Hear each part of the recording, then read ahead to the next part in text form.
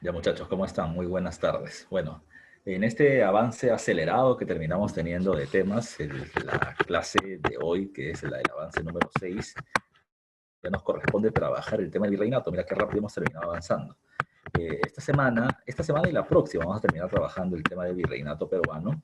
En esta semana vamos a ver la primera parte del sistema virreinal y la próxima semana vamos a ver lo que corresponde a las condiciones económicas y el desarrollo cultural, además de las reformas borbónicas del siglo XVIII. Así que tenemos 2 semanas para poder hablar del virreinato, que es un tema que ha venido N veces en pregunta de examen de admisión. Es un tema que tienen que conocer lo más profundo posible. Como le estaba diciendo a los chicos que tengo clase en la mañana y los que hemos tenido el día de ayer en el anual, eh, les recuerdo algo, ¿no? O sea, el examen de San Marcos va a terminar siendo en marzo. Yo creo que se lo dije anteriormente. Van a terminar haciéndose, se va a terminar duplicando la cantidad de vacantes porque solamente va a haber un examen en el año. Entonces, la cantidad de posibilidades de poder ingresar a la universidad aumentan también, pero para eso tenemos que estar hiper preparados. Así que, si bien falta, entre comillas, mucho, recuerden que ya no es tanto. ¿Ya? Recuerden que ahora falta diciembre, enero y febrero, y los días que se tengan de marzo para el examen de admisión. Así que el tiempo es cortísimo, ya cortísimo. Así que hay que estar, recordando o trabajando todas las semanas. Todas las semanas tenemos que ir estudiando, o sea, tomando atención a las clases, repasando, practicando de manera constante, revisando los videos, viendo otros videos de otros profes, preguntas, etcétera. Ya todo eso termina apoyando a que se termine interiorizando los temas. Me estaban preguntando por interno, Ricardo, qué cosas sé de la vida real. Bueno, lo que sé es que creo lo que todos sabemos, ¿no? Que hasta el veintitantos de diciembre creo que se está estableciendo las inscripciones para su examen de admisión, y lo que está proponiendo la Vía Real, por confirmar, es que el examen se termina haciendo de manera presencial. Al parecer le están planteando para que se haga en el Estadio Nacional en enero, ¿ya? En enero. Todavía no se viene teniendo información certera, ¿ya? Pero es el examen más próximo que tenemos. Si es que el objetivo es Villarreal, debes a prepararse para el caso. ¿Qué recomiendo yo? ¿Ya? ¿Qué recomiendo yo? Bueno, yo te recomiendo dos cuestiones. Es una cuestión de que tú lo termines viendo como deseas. Si tu objetivo es ingresar a San Marcos, ¿ya? Yo te diría que si hay la posibilidad económica, postules también a la vida real, ¿ya? La carrera que tú quieres. ¿Ya? Entonces, si tú terminas postulando e ingresando a la vida real, bien, ya está licenciado, bien, ya. Si ingresas bacán, eso te va a terminar descargando mucho en el momento que tú vayas a terminar postulando a San Marcos, porque dice, bueno, pues si no ingreso ya tengo una carrera, o sea, ya tengo una vacante asegurada. Y de eso ayuda mucho en el momento del momento del examen, porque, insisto, te baja la presión, ¿ya? Te baja la presión. Así que si pueden hacerlo, bacán, ¿ya? Si pueden hacerlo, bacán. Si postulas a San Marcos, ingresas, dejas la vía real, supongo yo, y terminas teniendo tu carrera en San Marcos. O por otro lado, si es que no hay la posibilidad de estudiar en San Marcos, entonces puedes terminar jugando nuevamente con las opciones. Puedes terminar haciendo tu carrera en la vía real, o puedes terminar estudiando en la vía real y luego postulando a San Marcos, y si es que la agarras, sueltas vía real. O sea, ya tienes precisamente varias opciones. Pero eso también depende, insisto, del factor económico, ¿ya? Pero tengan en cuenta precisamente esas probabilidades en la cabeza. Bueno, comencemos con el tema de hoy, ¿ya? Comencemos con el tema de hoy. El virreinato peruano, del virreinato peruano. La clase anterior hemos hablado del proceso de invasión española a América de manera general y al Tahuantinsuyo de manera particular, pero además hemos estado observando las consecuencias que eso terminó trayendo. Uno termina siendo la resistencia de un sector de la élite inca, que al principio con Manco Inca intenta restituir el Tahuantinsuyo, y luego sus sucesores, los Inca y Vilcabamba, al darse cuenta que no iban a poder conseguir ese objetivo, pues comenzaron a pelear por algunos beneficios particulares. Seri Túpac le encomienda el Yucay, Titu Cusi Yupanqui ser nombrado como Inca o rey de Vilcabamba, y luego Tupac Amaru I, que termina siendo asesinado a manos del virrey Toledo, que justamente vamos a comenzar a ver hoy. Y por otro lado, el enfrentamiento entre los españoles, que se les suele conocer con el nombre de las guerras civiles, que va a tener como fondo principalmente el control de encomiendas. Recuerden, ¿qué era una encomienda? ¿Ya? Recuerden que una encomienda era no una tierra que se le daba en propiedad a los españoles, ni tampoco terminaba siendo población indígena entregada en condición de esclavitud. La encomienda terminaba siendo un pueblo indígena, de un pueblo indígena, que va a terminar estando bajo la protección, ya bajo la protección de un español llamado encomendero. encomendero que además de protegerlos, entre comillas, tenía que educarlos y evangelizarlos. Ah, como, digamos así, como contraprestación de eso, los indígenas seguían haciendo su vida normal en la tierra donde siempre habían vivido, pero una parte de lo que terminen produciendo se lo van a terminar entregando al español como tributo, que es el beneficio que recibe el encomendero, el tributo indígena. Recuerden que habían encomiendas que eran ricas y otras que no lo eran tanto. Las encomiendas ricas al principio la vienen teniendo la gente que terminó estando con Francisco Pizarro, la gente de la gobernación de la Nueva Castilla. Las que no tenían encomiendas tan ricas eran las que le pertenecían a Diego de Almagro en la región de la Nueva Toledo. Por eso es que recuerden, van a haber varios enfrentamientos. La Primera Guerra Civil enfrentó a Francisco Pizarro y Diego de Almagro de manera particular porque ambos reclamaban que el Cusco, capital del Tahuantinsuyo, estaba en su territorio, en la región de Nueva Castilla y Nueva Toledo. Pero recuerden que sus seguidores pelean precisamente por dichos líderes. ¿Por qué? Los pizarristas pelean por Francisco Pizarro no porque crean que es la mejor persona, sino porque si Pizarro vence, las ricas encomiendas de Nueva Castilla van a quedar en manos de este grupo. Si pierde Pizarro, Toledo o Almagro va a imponerse y por lo tanto las ricas encomiendas pasan a su bando. Por eso es que cada uno de estos grupos van a terminar peleando. Recuerden que en esa guerra civil primero es asesinado Diego de Almagro, luego Francisco Pizarro y finalmente Vaca de Castro. Cuando los encomenderos que quedaron en pie ya terminaron recibiendo buenas encomiendas, van a terminar teniendo una dura pelea, ya una dura pelea. ¿Por qué? Porque se les entregó buenas encomiendas, pero en 1542, y acá ya entramos al tema que tenemos que trabajar el día de hoy, se termina produciendo un hecho. El hecho es el siguiente. Un sacerdote llamado Fray Bartolomé de las Casas, ya sacerdote católico de la región de Chiapas, ya en la zona del sur de México, terminó reclamando por la forma en la que terminaban siendo maltratados los indígenas por parte de los encomenderos.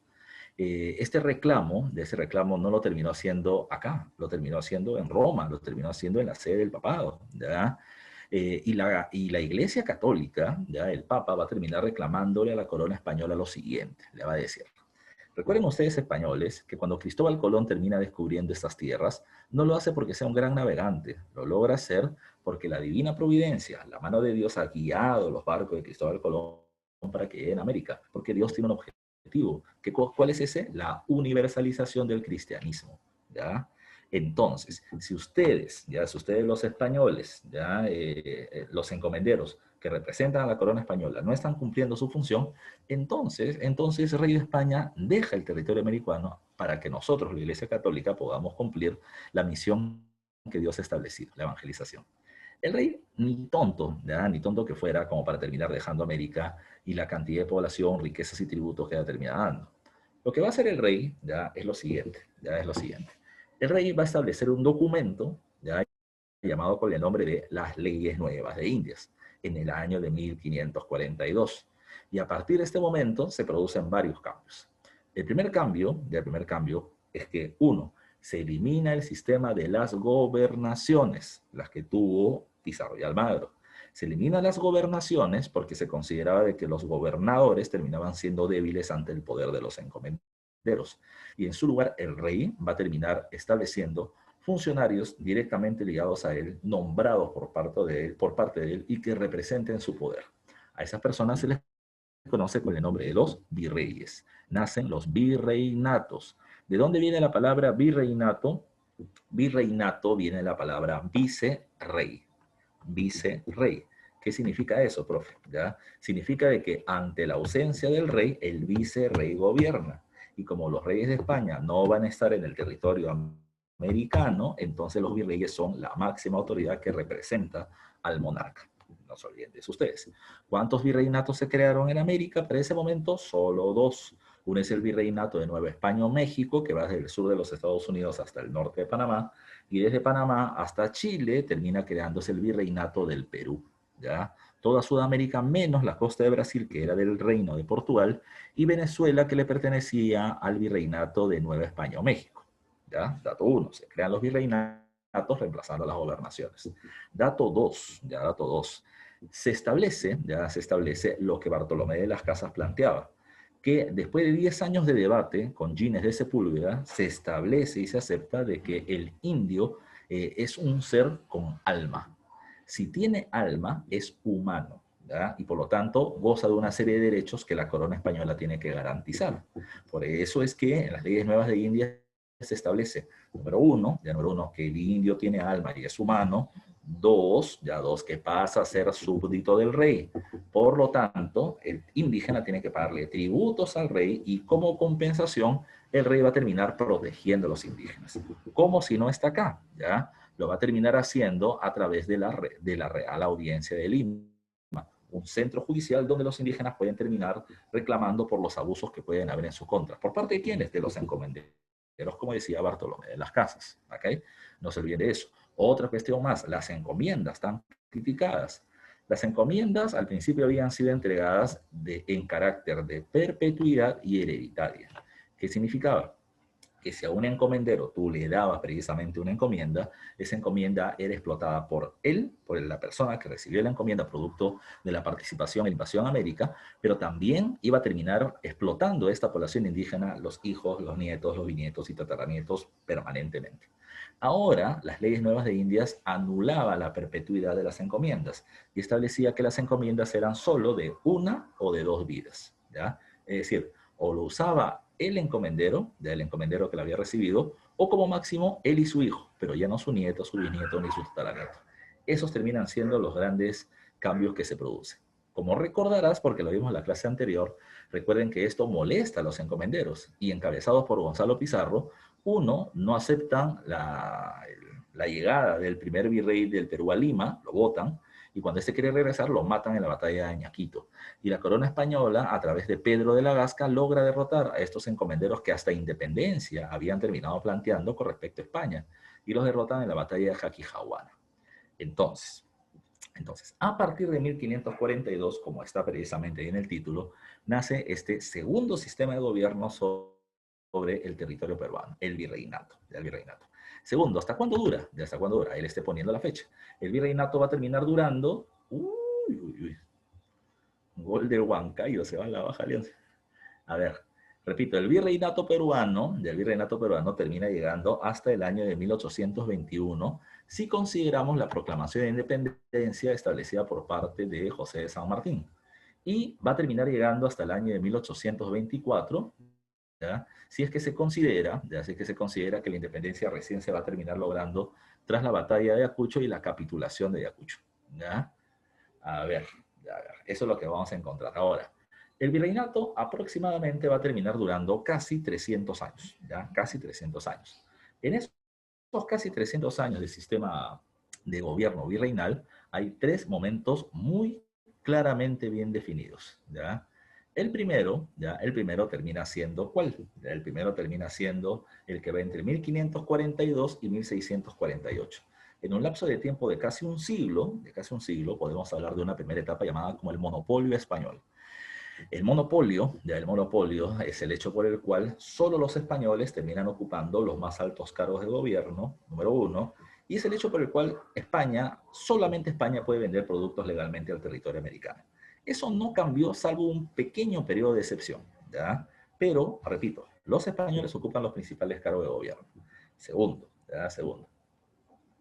Segundo, eh, entre el año 1618 y 1648 se va a terminar desarrollando una guerra llamada como la Guerra de los 30 años. ¿Ya? La Guerra de los 30 años. La Guerra de los 30 años es el hecho por el cual Francia va a terminar convirtiéndose en la mayor potencia de Europa tras derrotar a la familia Habsburgo que vive tanto en España como en Alemania. ¿Ok? ¿Qué va a terminar pasando a continuación? Producto de esa guerra, España va a comenzar a vender títulos de nobleza y cargos de gobierno a los criollos, ya los criollos que viven en América. ¿Recuerdas quiénes son los criollos? Si no lo conoces, te lo recuerdo. Recuerden que el criollo son los descendientes de los españoles que terminan viviendo o que han nacido dentro del territorio americano. ¿Ya? Un momentito, por favor. Un pequeño break.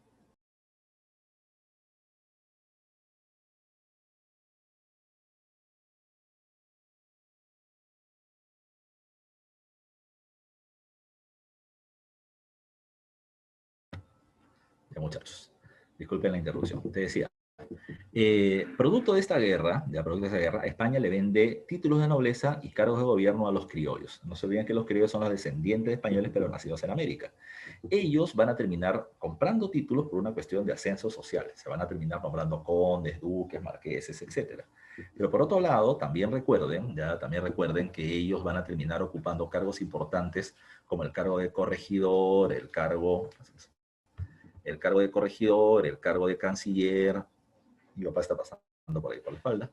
El cargo de oidor, que termina siendo el juez de la Real Audiencia, y otros más. Ya hay otros más. Ahora, precisamente entre 1648, en que termina acabando la guerra de los 30 años, y 1750, España está muy preocupada en intentar mantener su influencia sobre el territorio europeo.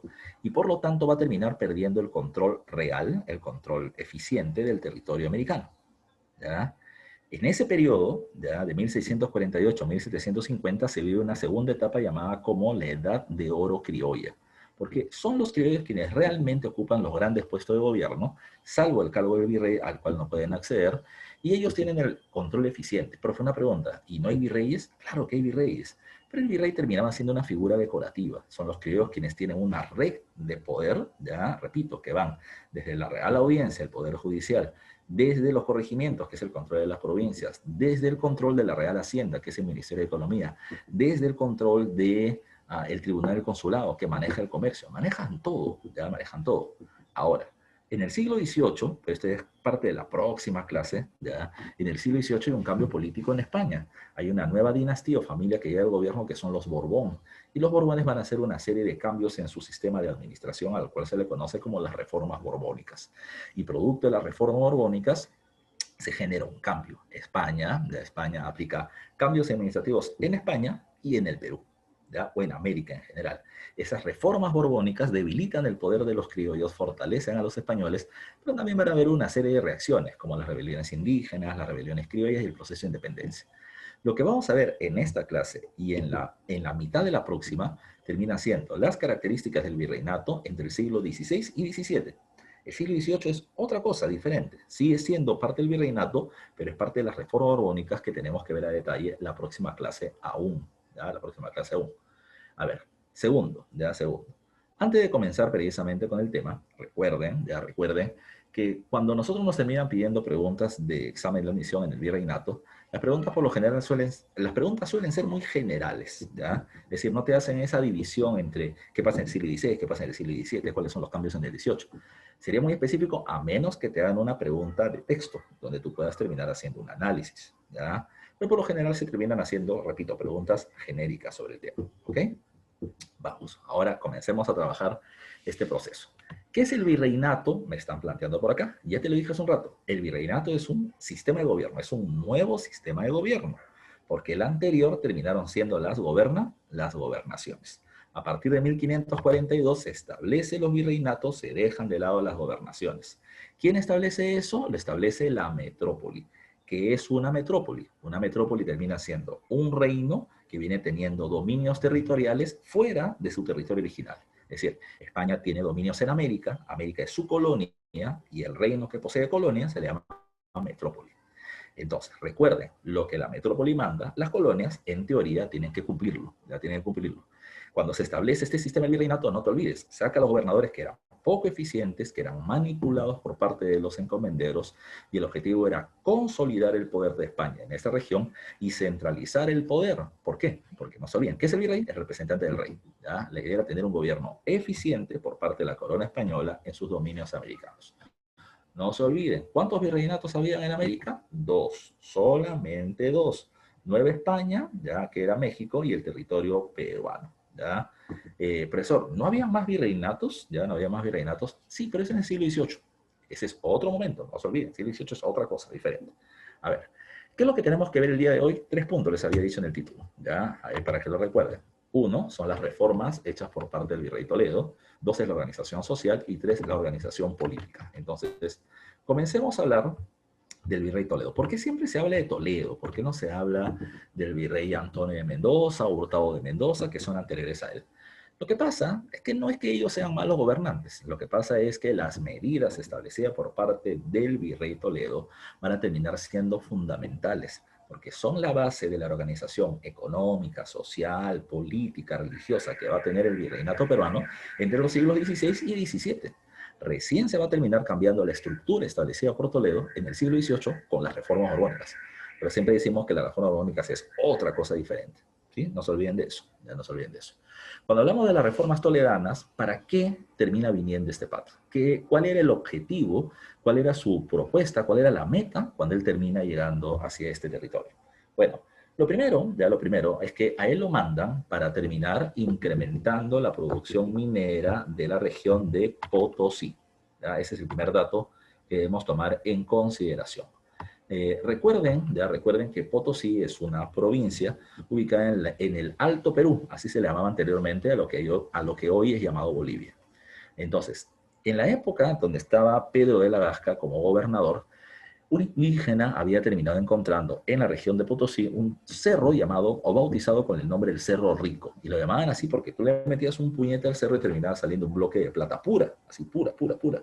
Así que, ¿qué es lo que se hacía? Se comenzó a sacar la plata, se comenzó a fundir, se le ponía en lingotes, se convertían en moneditas y se enviaba a la corona española lo que correspondía, el llamado quinto real.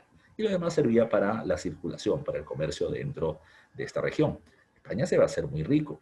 Pero el problema está en que poco a poco la plata ya no terminaba saliendo de buena calidad, ya no era plata pura, ahora terminaba saliendo mineral pateado.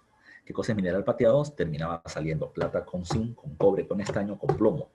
Esto no le daba una buena calidad a la plata y Toledo tenía que mejorar la producción de plata y aumentar su productividad. ¿Qué hizo Toledo? Tomando técnicas alemanas que fueron preparadas previamente, antes del virrey Toledo, acá en el Perú, por parte de algunos empresarios mineros, se terminó descubriendo que el mercurio, que es un metal líquido, elevado a altas temperaturas y puestos en piscinas, podían terminar sirviendo para poder separar a los metales por peso atómico. ¿Cómo se hacía eso? El metal pateado, como te dije hace un rato, que era sacado de las entrañas de los socavones de Potosí, se terminaba fundiendo, se terminaba poniendo líquido y se ponía sobre estas grandes pozas de mercurio. El mercurio lo separa por peso atómico y así tenías una plata de buena calidad. Con eso, Toledo tiene un gran avance, pero tiene un problema. ¿Ya? Para terminar haciendo este sistema llamado amalgama de mercurio, necesito mercurio, y el mercurio es un metal bastante escaso. Pero Toledo no puede tener más suerte. ¿Ya? ¿Por qué? Porque la mina más importante de plata del mundo está en el Perú, Potosí. Y la mina más importante de mercurio está en el Perú, en Huancavelica. De esa manera tenía dos minas por explotar complementarias, muy complementarias entre sí. Dato 1. Dato 2. Tú puedes tener las mayores minas del mundo, pero si no tienes gente que la trabaje, entonces no te sirve de mucho. Por eso es que la otra gran misión importante del virrey Toledo era organizar a la mano de obra indígena. Esa era la otra gran tarea. ¿Ya? Recuerden que con la llegada de los españoles, la población indígena va a terminar decayendo. Ya va a terminar decayendo. No se olviden. ¿Por qué va a terminar decayendo? Uno, producto de la invasión española, producto de las guerras de la resistencia inca, producto de las mismas guerras civiles donde los indígenas van a terminar participando en las guerras civiles entre los españoles, y cuarto, y sobre todo, producto de las epidemias. Viruela, sarampión, gripe, va a terminar matando a un montón de gente. Entonces, la población que fue quedando, intentando alejarse de esta situación de crisis, se dispersaron, ¿ya? Se dispersaron. Y por lo tanto, al estar dispersos, era muy difícil para la corona española terminar cobrando el tributo indígena o terminar organizando la mano de obra. Por eso, Toledo va a terminar estableciendo algo. Toledo, para poder facilitar el trabajo administrativo del gobierno virreinal, va a establecer este sistema, llamado con el nombre del sistema de las reducciones. ¿Ya? No se olviden de eso, ¿eh? Ya no se olviden de eso. ¿Cómo era el sistema de la reducción?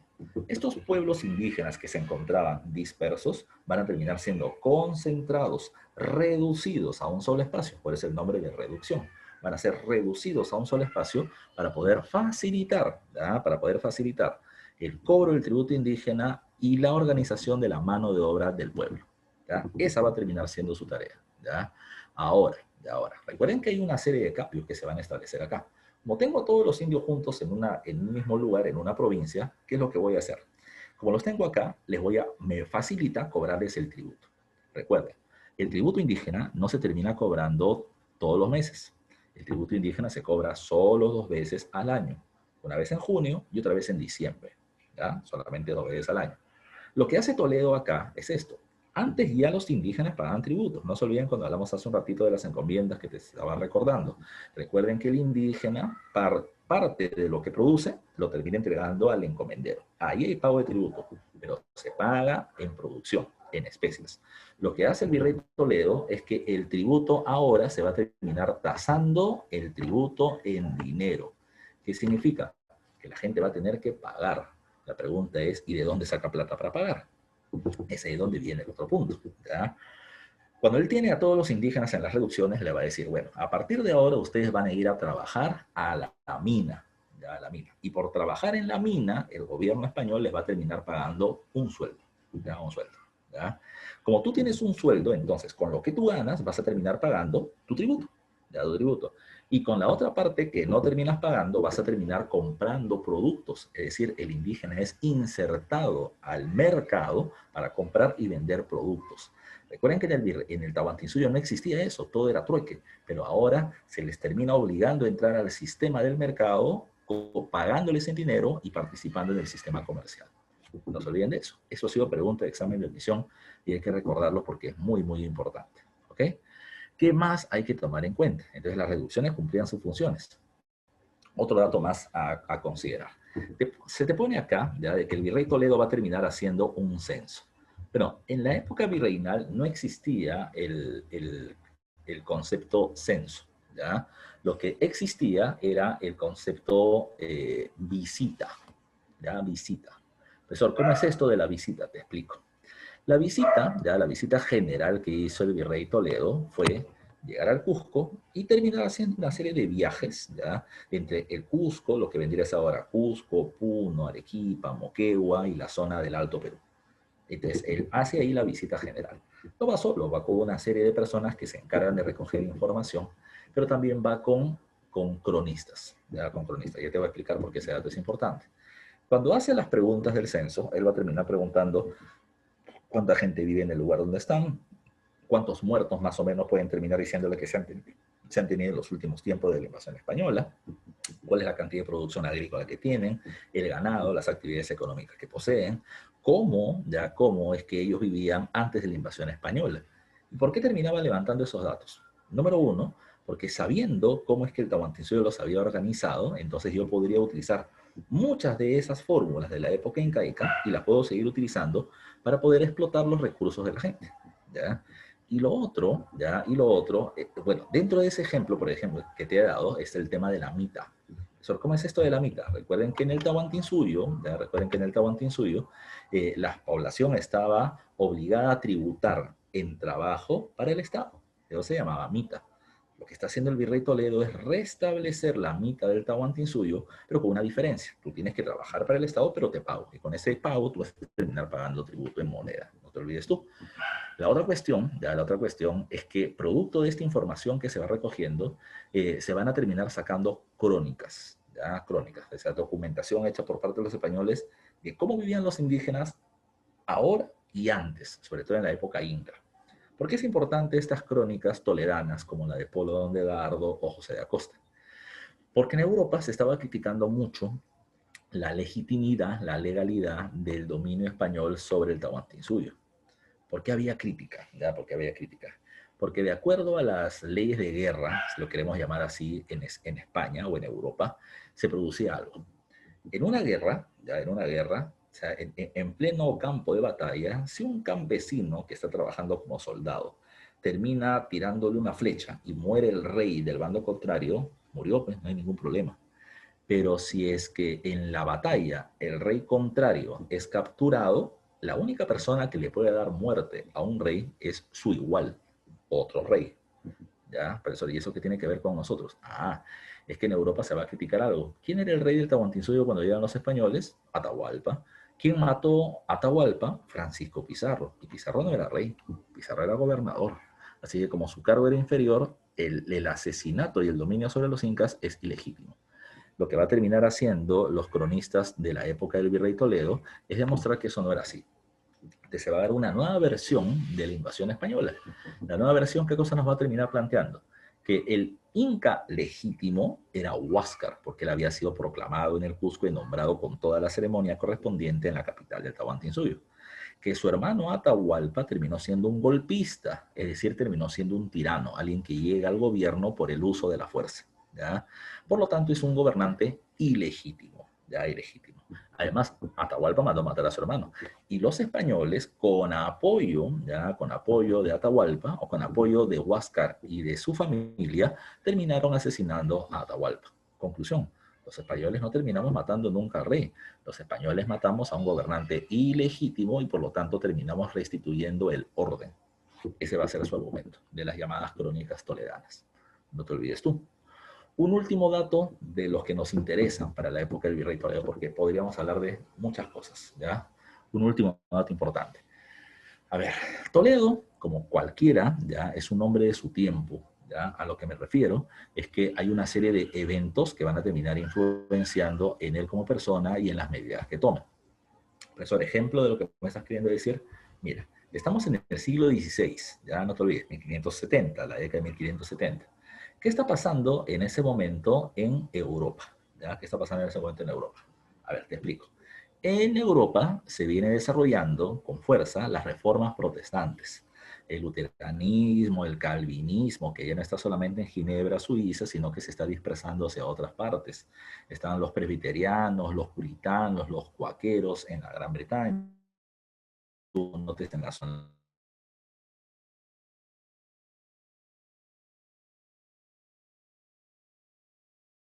Francia, la consolidación del anglicanismo en Inglaterra. La Iglesia Católica va a terminar promoviendo algo llamado como la contrarreforma.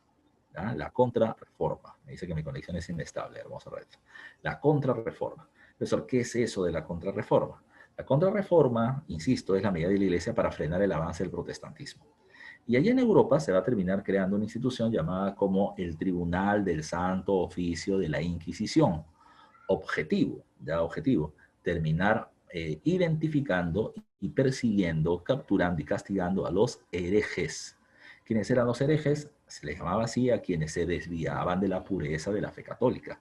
Por ejemplo, a los que practicaban la religión judaica o musulmana, o a los que practicaban el luteranismo, el calvinismo, el anglicanismo y varias otras cosas más. A ellos se les va a identificar, se les va a llevar al Tribunal del Santo Oficio de la Inquisición, se les va a terminar acusando de varias cosas y se les va a terminar, en varios casos, o castigando o hasta asesinando a través de los llamados autos de fe.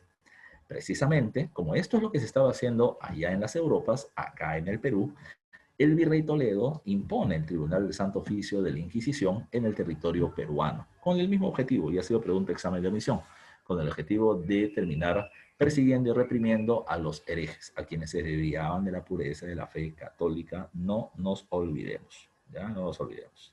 A ver, ¿qué más hay que tomar en cuenta? ¿Ya? ¿Qué más hay que tomar en cuenta?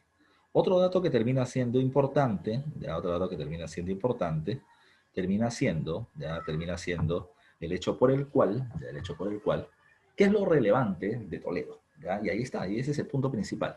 Lo más importante de Toledo es que gracias a la organización del sistema virreinal que él estableció, se va a consolidar el dominio del virreinato entre los siglos XVI y XVII.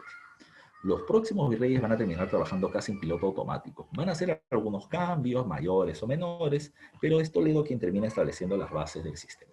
¿Ok? Ahora, saliendo de Toledo, que ha sido varias veces pregunta de examen, nos vamos al punto de la organización social. La organización social. Entonces, a seguir tomando atención sobre el tema, que todavía falta. A ver, cuando hablamos de la organización social del virreinato, de frente se termina poniendo como característica que es una sociedad de carácter tripartita, que significa de que la sociedad está dividida en tres sectores, dependiendo cómo lo quieres llamar. Ya puedes hablar de la nobleza, el pueblo y los esclavos. Ahí está la sociedad tripartita. ¿Ya? Y puedes terminar hablando, por ejemplo, de que también está ligada a la cuestión de razas. Blanco, indio y negro. También es tripartito por ahí. ¿Ya? Ahora, cuando hablamos de la sociedad tripartita, ¿ya? Dice acá, dividida en repúblicas. Es que el virreinato peruano es un sistema complejo, ¿ya? Complejo. Pero a mí me gusta mencionar, ¿ya? A mí me gusta mencionar, a mí me gusta mencionar lo siguiente. Cuando Yo estaba estudiando el pregrado en la universidad, teníamos una profesora llamada Patricia Martínez y Álvarez, ya profesora española, y nos terminaba mencionando esto. La sociedad virreinal se va a terminar dividiendo en base a tres elementos, ¿ya? Básicos. ¿Dónde has nacido? Si eres blanco y si eres cristiano. Nada más. ¿Dónde has nacido? Si eres blanco y eres cristiano. Entonces, tomando en cuenta eso, habían tres diferentes niveles sociales. Estaban los llamados peninsulares o españoles. El español ha nacido en España, es blanco y es cristiano. Tiene 3 de 3, 3 check que precisamente le dan un mayor poder. Por otro lado está el criollo. Los criollos también eran blancos, pero eran descendientes españoles nacidos en América. No eran españoles, eran blancos y eran cristianos. Tiene 2 de 3. ¿Ya? Por lo tanto, su nivel, su rango es de segundo orden. Los indígenas terminaban siendo no nacidos en España, no blancos, pero sí se habían convertido en cristianismo. Tienen 1 de 3 y por lo tanto eran de tercer nivel. Esa cuestión va a terminar evidentemente generando cambios, ya generando cambios. No se olviden, ya no se olviden. Ahora, ¿qué es lo que va a terminar sucediendo con respecto a ello? Eso es una de las fórmulas en las que se suele vivir el virreinato, ¿ya? O estas condiciones que te acabo de mencionar. Pero cuando hablamos del sistema de la sociedad tripartita, ya o la sociedad estamental, la sociedad de segregación, es ahí donde quiero entrar con este punto. ¿Qué cosa es segregación? ¿Ya? ¿Qué cosa es segregación? Segregación es cuando la población de un territorio, ya la población de un territorio, se va a terminar dividiendo de acuerdo a un factor racial. Por ejemplo, hasta la década de 1970, si no me falla la memoria, 70, 80, se va a terminar viviendo en la zona de Sudáfrica un sistema llamado con el nombre del apartheid. ¿Ya? Profesor, ¿cómo es el apartheid? El apartheid en Sudáfrica establecía de que los blancos de procedencia inglesa terminaban viviendo en un lado y los negros vivían en otro. Eso es segregación. En el caso del virreinato peruano, se intentó, aunque sin un total éxito, establecer ese mismo sistema. Por eso es que se crearon las llamadas repúblicas, como dice ahí en la diapositiva, la República de Españoles y la República de Indios. La República de Indios. ¿Qué es lo que se buscó? Lo primero que se buscó es una separación física de estos grupos raciales. Los españoles terminaban viviendo en las ciudades y los indios terminaban viviendo en las reducciones, los pueblos de indios. ¿Ya? Ese era el intento de separación. ¿Ya? Voy a poner un ejemplo más simple para Lima, donde fue mucho más evidente. Cuando se funda Lima, ¿ya? Solamente habían 4 zonas habitadas en Lima. ¿Ya? Una terminaba siendo el centro de Lima, Lima Cercado se le llama porque estaba rodeada de murallas, estaban Barrios Altos y estaba el Rímac. ¿Ya? El Cercado era en la zona donde vivían los blancos, los españoles que habían terminado invadiendo. ¿Ya? La zona de Barrios Altos era el lugar donde vivían los indios y el Rímac era el lugar donde vivían los negros. Así estaba separado. La otra zona habitada era el Callao, por el puerto. ¿Ya? Pero esas zonas solamente eran habitadas. Y ahí se puede evidenciar una segregación. Barrio de indios, barrio de blancos, barrio de negros. Por una pregunta, ¿y no se mezclaban? ¿Los indios y los negros no entraban al barrio de blancos? La verdad es que sí entraban, ya sí entraban, pero entraban en condiciones especiales. Tú entrabas porque trabajabas para alguien ahí, o entrabas porque ibas a terminar haciendo algún negocio. Tú entrabas, tenías una suerte de puerta de entrada para entrar al barrio de blancos, firmabas tu entrada y firmabas tu salida. Ya, como diciéndote, este no es tu barrio, ubícate, tú vienes acá un rato nomás. ¿Ya? Ahora, ese es el intento de segregación que se tuvo. Pero insisto, esto no va a ser posible por completo. ¿Por qué? Porque somos seres humanos, ¿ya? Porque somos seres humanos y por más que se intentara evitar los cruces raciales, sexuales, precisamente entre las poblaciones, estos siempre se hicieron, ¿ya? Se hicieron por varios factores, ¿ya? Por varios factores. Yo siempre menciono esto. Yo cuando estaba estudiando en el colegio, ¿ya? Un profesor nos terminaba mencionando que si existían mestizos o mulatos o zambos, es decir, las castas, los cruces raciales, es porque los blancos, que eran los amos y que mandaban en la época del virreinato, violaron a las mujeres negras e indígenas. No estoy diciendo que no las hayan violado, pero lo que también no es correcto decir es que todo el cruce haya sido producto de ejercicio de la violencia, de la violación. No es así, ya no es así. ¿Por qué? Porque si bien el amo podía, digamos así, en la práctica ejercer el poder que venía teniendo, violando precisamente, ya sea la negra que era su esclava, o a la indígena que terminaba siendo su sirvienta, por ejemplo, su trabajadora, tomen en cuenta que también hay otros factores. ¿Ya? El factor es que también, por ejemplo, y eso se ve mucho en los documentos coloniales, el blanco español tenía a su mujer que era blanca española y tenía a sus hijitos que eran blanquitos y se van a la misa y se van a fiestas sociales, a reuniones sociales como familia, ¿ya? Como familia. Pero el blanco se enamoraba de la negra que terminaba siendo su esclava, ¿ya? Pero se enamoraba, ¿ya? Le gustaba, la atraía físicamente, sexualmente, y terminaba metiéndose con ella y hasta hijos le hacía, hijos que no reconocía, ¿ya? Porque Dios perdona el pecado, pero no el escándalo. Los terminaba teniendo, los ponía como si fueran sus ahijados, pero no los reconocía. No los reconocía públicamente, en privado podían ser sus hijos, le podían llamar papá, pero públicamente, ubícate, no, ¿ya? Entonces, ¿qué es lo que pasaba? No era solamente el hecho de que él se pudiera enamorar y que la esclava lo pudiera corresponder, sino porque también hay que tomar en cuenta que muchas esclavas pues podían ver al amo, y no es porque lo veo a mi violador, no, lo pueden ver porque era blanco, alto, ojos rubios, verdes, de ojos verdes, etcétera, y se termina enamorando, lo atraían. O porque también podían considerar, si me meto con el amo, ya porque el amo me está haciendo ojitos y tengo una relación con él o tengo un hijo con él, entonces seguiré siendo esclava, tal vez me pueda dar mi libertad, o puedo seguir siendo esclava, pero con algunos beneficios especiales. Entonces, a lo que me refiero, ya a lo que me refiero es que el sistema no termina siendo tan rígido, ¿ya? Siempre van a haber movilizaciones, movilidades, aprovechando el sistema o las debilidades que tiene. Entonces, este sistema de las repúblicas se intentó funcionar, pero no funcionó. Ya te explico algunos factores. Primero, ¿qué cosa era llamado español durante el virreinato? El español son los blancos. ¿Ya? Los españoles son los blancos. Entonces, cuando hablamos de la República de Españoles, estamos refiriéndonos a que a ellos pertenecen las personas de ascendencia europea. ¿Y quiénes son de ascendencia europea? De ascendencia europea termina siendo el español peninsular, el que viene de la península ibérica, o termina siendo el español americano. ¿Y quién es el español americano? El español americano es el criollo. ¿Ya? Es el criollo, recuerden eso. El descendiente español es nacido en América. ¿Ya? Punto 2, ya punto 2. Ahora, otra cuestión. Estas personas, ya estos españoles, ya sean peninsulares o americanos, van a terminar teniendo negocios. Los negocios pueden ser altamente rentables o poco rentables. Un negocio muy rentable, por ejemplo, es cuando los criollos manejaban el Tribunal del Consulado, que era la institución que terminaba manejando el comercio en todo el virreinato del Perú. Ellos recibían productos de España y lo distribuían en el virreinato peruano, que ya te dije que va de Panamá hasta Chile, ¿ya? Entonces, ellos terminaban recibiendo productos legales y también ilegales vía contrabando, y ahí terminaban teniendo su plata.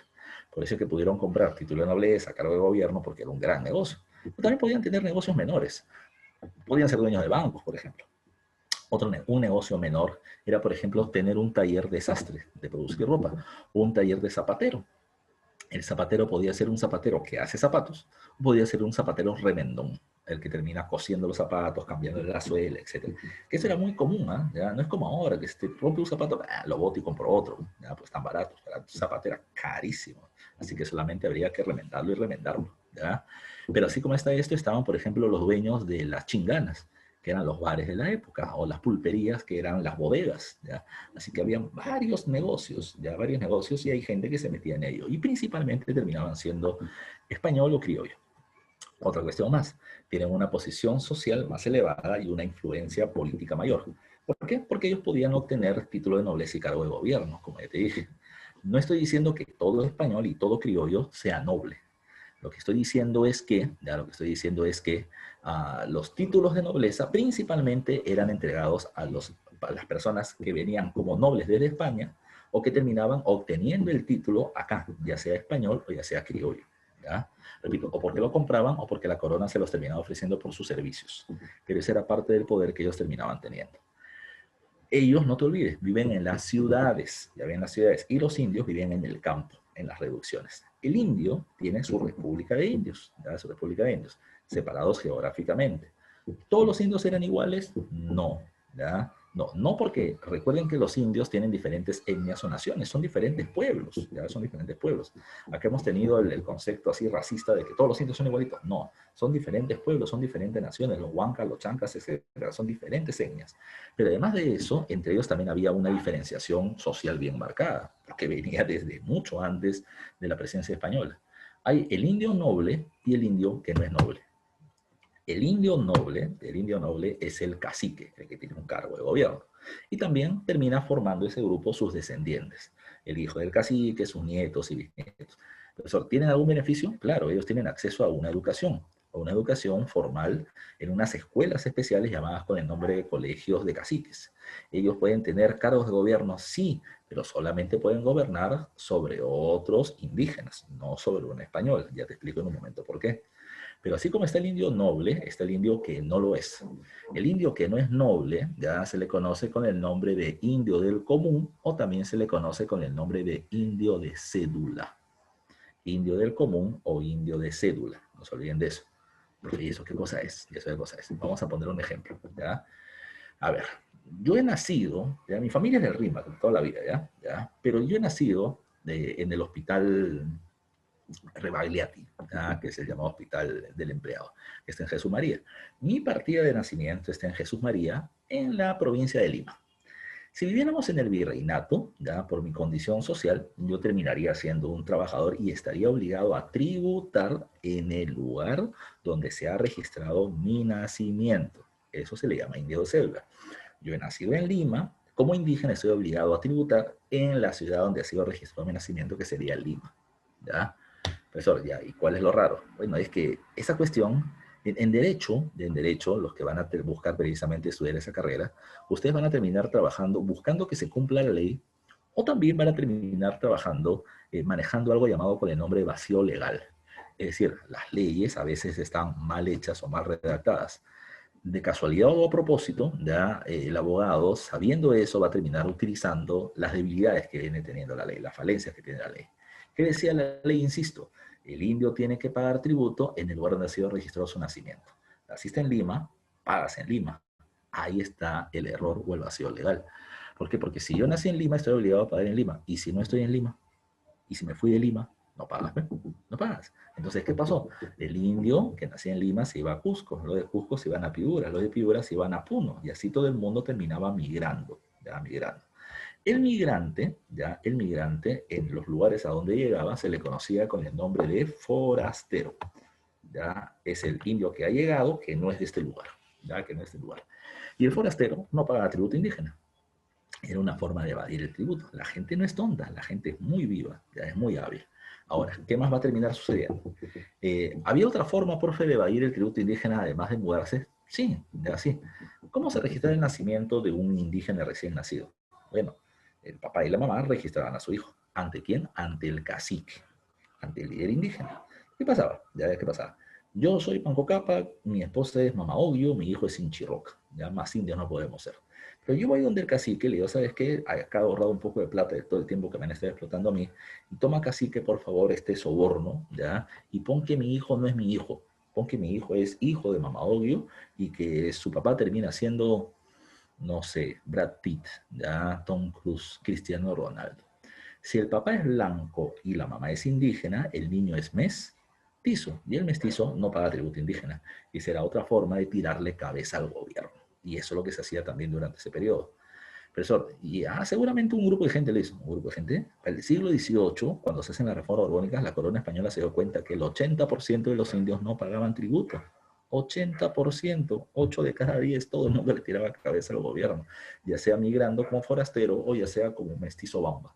Así que esto es lo que terminaba pasando en el virreinato de este periodo. ¿Ya? No era tan simple. Ahora, como se buscó separar a la población entre blancos y indios, ¿ya? Y que los indios terminaban pagando tributo indígena y los blancos no pagaban tributo blanco, entonces, ¿qué se hizo? Como una forma de compensar a los indios, el dijo, ustedes pagarán tributo por ser indígena, pero no pagarán alcabal, que es el impuesto por el comercio al interior del virreinato. Era una forma de compensarlo. Pagas uno y no pagas lo otro.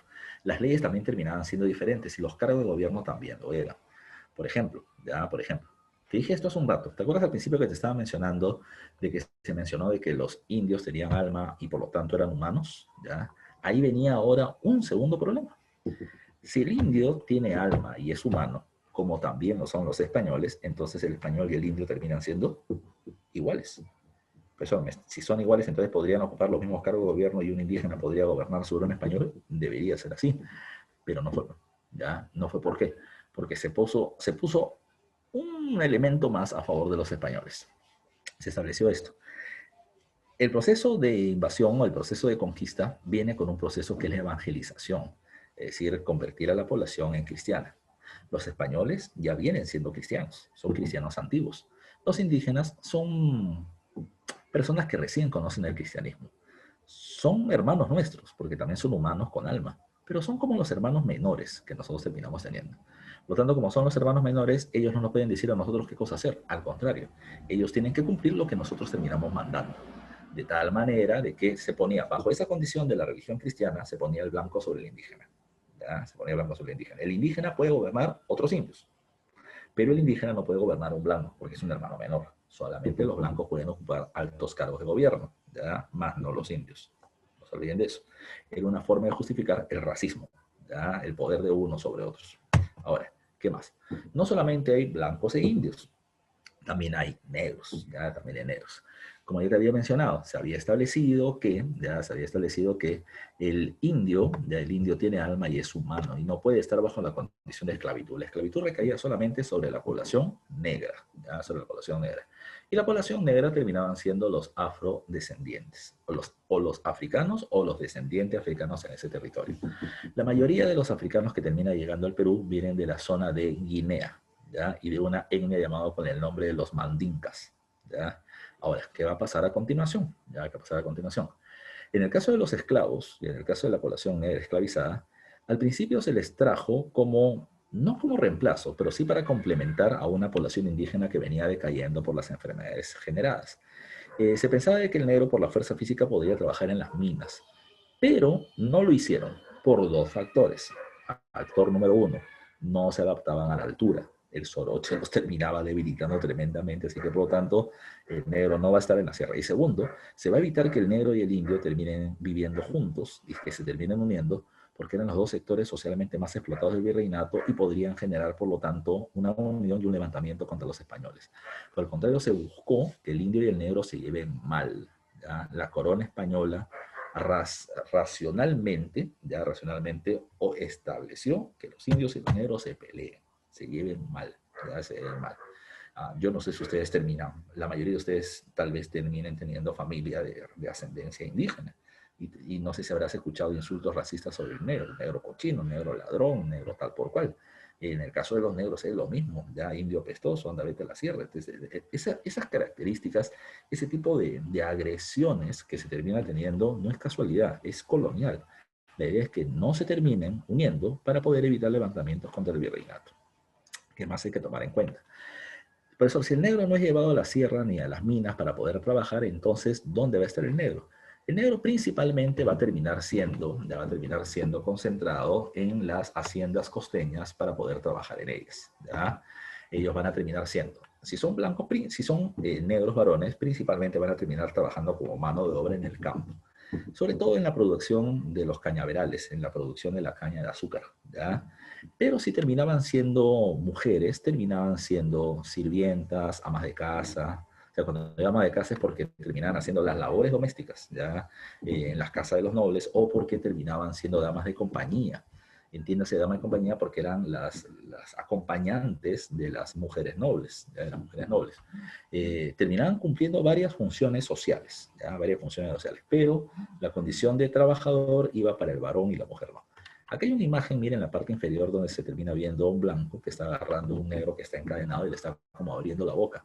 Porque así los ofrecían, ¿ya? Los ofrecían en las plazas públicas y terminaban diciendo, mira, tenemos un ejemplar de Guinea, joven, negro, que termina teniendo 18 años, está en plena juventud, en plena fuerza física.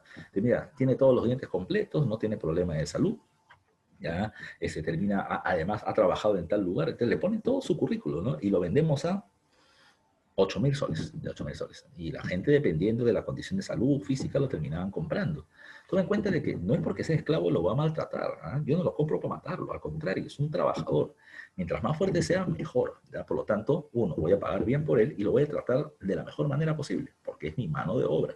Claro que va a tener que ubicarse y entender de que tiene una función que cumplir y un espacio al que le corresponde. O sea, no me va a tratar como si igual, pues si no lo golpeo.